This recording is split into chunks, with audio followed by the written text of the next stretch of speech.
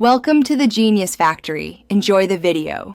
You begin by loading the Capcut project and gathering every media element used. Once done, note each file's source and creator so you can check rights quickly. Make sure to separate stock assets, downloads, and user-generated clips into labeled folders.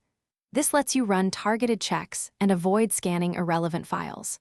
Now open the asset panel and flag any clips that came from strangers, marketplaces, or social sites, the ones that most often trigger copyright issues.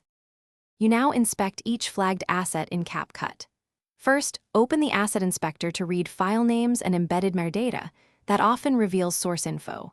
Then, play audio clips and match titles or artists. If unsure, export a short sample and search for matches externally.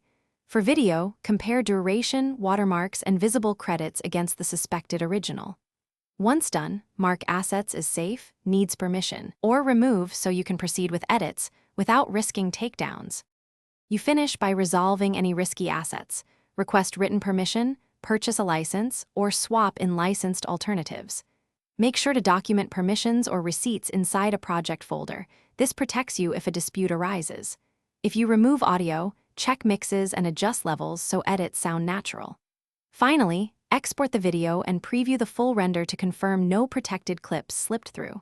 If a takedown occurs, consult your permission records and be ready to submit proof promptly. Thanks for watching. If you found this helpful, don't forget to like and subscribe.